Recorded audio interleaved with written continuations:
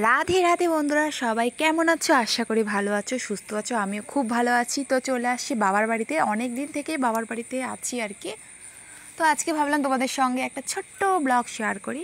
তো এটা হচ্ছে আমাদের বাড়ির রাধাকৃষ্ণ মন্দির। তো বাড়িতে তো প্রত্যেক দিন তোমাকে আমাদের বাড়ির মানে আমার ঘরের মন্দিরটা তোমাদের সঙ্গে শেয়ার করি। আজকে বাবার বাড়ির মন্দিরটা তোমাদের সঙ্গে শেয়ার করতে ইচ্ছা করলো, তাই তোমাদের সঙ্গে একটু দর্শন করে নাও সবাই মিলে। দেখো তো দেখো কত সুন্দর আলপনা করে আমার বৌদি আর কি সুন্দর করে আলপনা করেছে, অনেক দিন আগে করেছে, এখনও উঠেনি।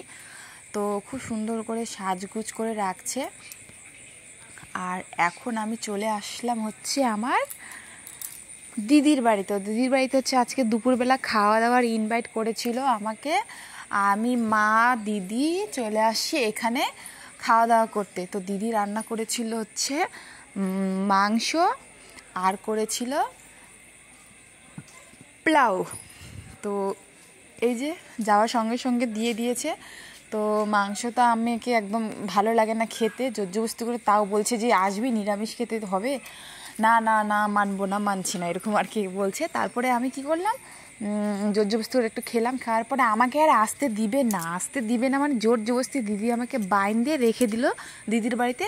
আর মা চলে আসলো আর কি রাত্রেবেলা, সারাদিন থেকে রাত্রেবেলা চলে আসে আর আমাকে রাতটুকু রেখে দিয়েছে দিদির বাড়িতে। তো ওখানেই ছিলাম দুই বোনে, সারা রাত খুব মজা করছি, গল্প করছি, ঘুমাই। আর দিদিদের মানে দিদিরা এই বাড়িতে থাকে। আর এখন হচ্ছে তারপরের দিন সকালবেলা স্নান টান করে সব কিছু এবার খেতে বসেছি। দিদি বানাইছে হচ্ছে টমেটো রাইস। তো এটা সকালবেলা প্রথমে আমাকে তো চা বিস্কুট দিয়েছে, তার 10 মিনিট পরে আবার আমাকে হচ্ছে মুড়ি দিল, তার 10 মিনিট পরে আবার ম্যাগি বানাই দিল, আর তার 1 ঘন্টা পরে আবার আমার জন্য এটা বানিয়েছে। বানার পরে খাওয়া দাওয়া করে তারপরে আবার দুপুরবেলাও খাওয়া দাওয়া করলাম, সেটা তোমাদের সঙ্গে শেয়ার করতেই ভুলে গেছি।